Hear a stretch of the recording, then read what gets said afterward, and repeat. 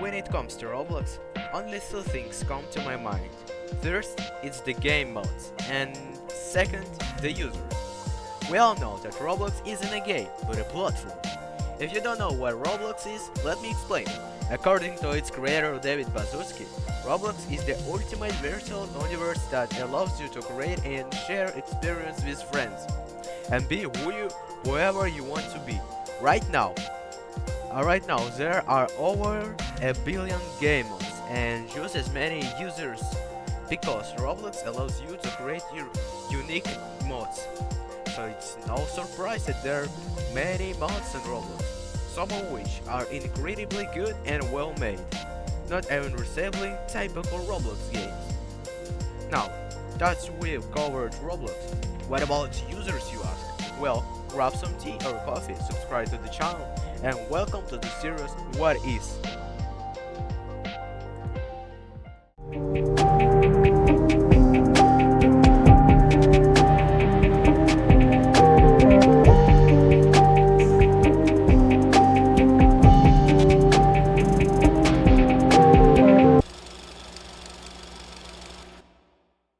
Chapter 1. Users. In general, Roblox is played by kids, but as Roblox moderation states, Roblox is a platform for all ages. This means it can be both serious and casual at the same time. That's why there are age restrictions on Roblox, with 4 categories. All ages. Content is generally suitable for any age. It may sometimes contain mild violence or light and realistic blood. 9 plus. Content is generally suitable for children 9 years and older. May contain a repeated stance of moderate violence, lots of unrealistic blood, and moderated crude humor. 13 plus. Content generally suitable for ages 13 and up. May contain mild violence, light unrealistic gore, mild crude humor, or unplayable content. So it's incorrect to say Roblox is just for kids. What's more, I've been in the Roblox community for 6 years now, and it's still interesting for me.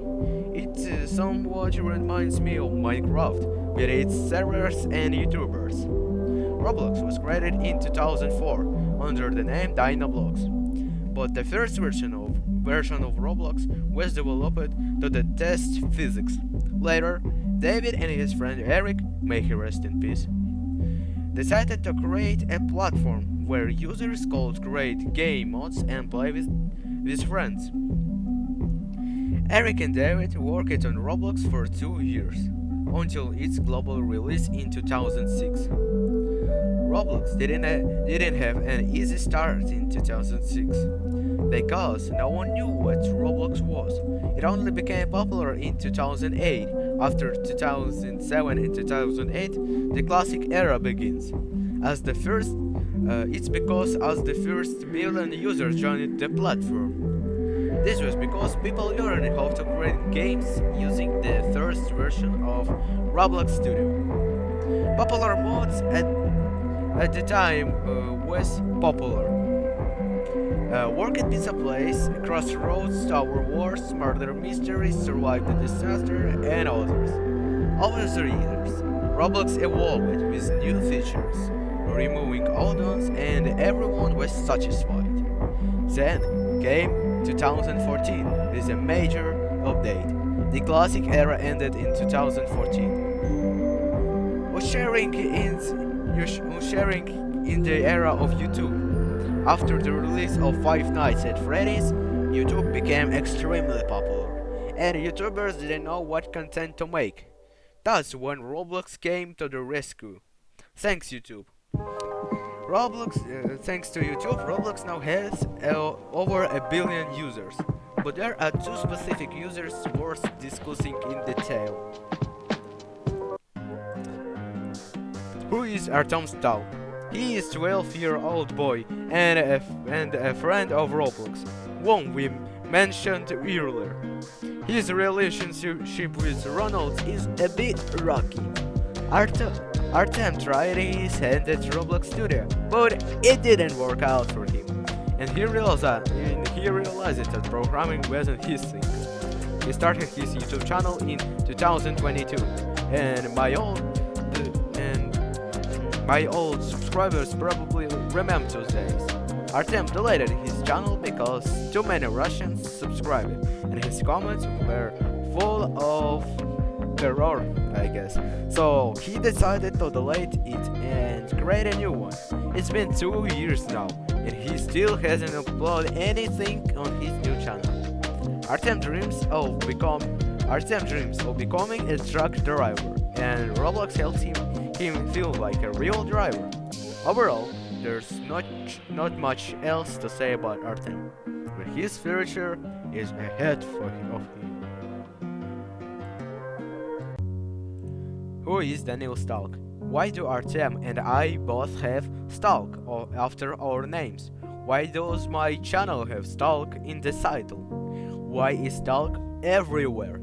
It's because Artem and I love the Stalkers game series, but the full name was too long to use everywhere, so we shortened it to Stalk. Now let me introduce myself properly. Hi, my name is Daniel. I was born in Ukraine and recently turned 13.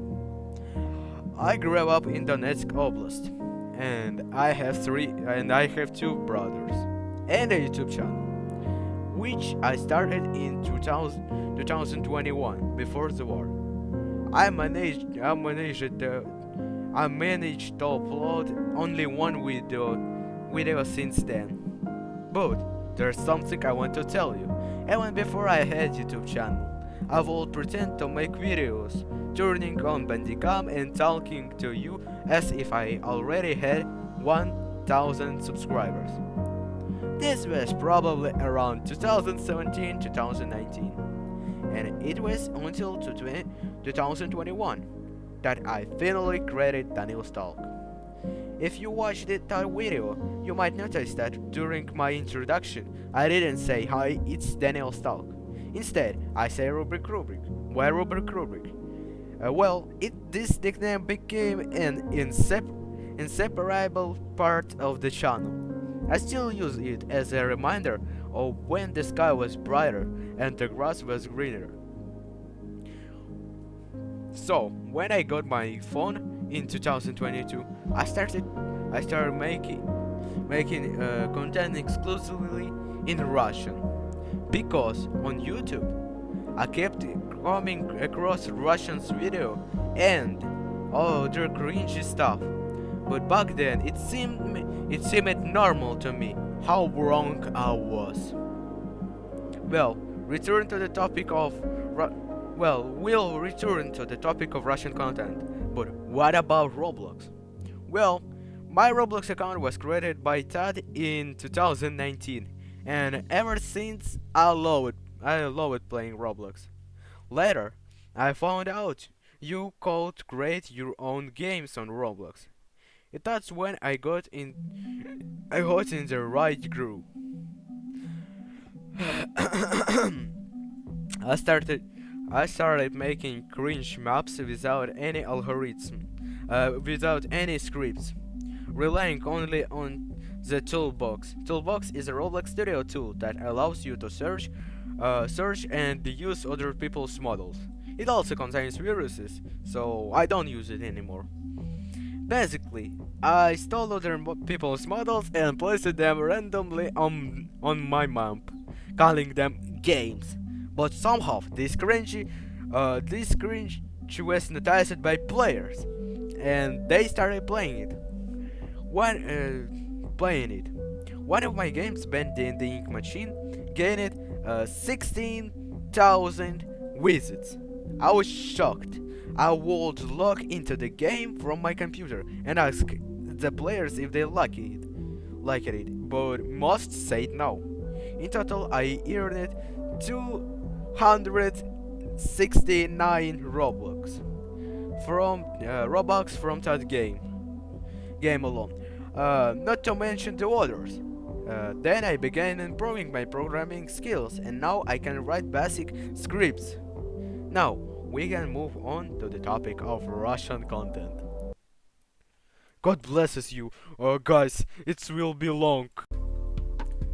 Russian content. My whole life I spoke exclusively in Russian. My parents, friends, teachers, and brothers all spoke it. And only now do I realize the mistake I made. Let's imagine you go to Italy. How would you know that someone is Spanish, for example? Only when they start speaking. Now, imagine that the same Spanish comes to Ukraine. How will he know you're Ukrainian if you speak Russian? Answer: he won't understand you're Ukrainian. And Russia exploits this fact. The real terror in my life really took off after 2022. By then, we had moved from my city to Lviv and lived there for over a year. During that time, I got my new phone, and the first thing I did was open YouTube. And guess what I saw? Guess what I saw? A ton of Russian cringe. The Russian brainwashed me so badly that I even spoke their language on the streets, watched their shorts, videos, and made my own content in Russian. Meanwhile, my dad was there, fighting for us, defending our country, risking his life, while I just sat there watching those Russians. Then 2022 passed.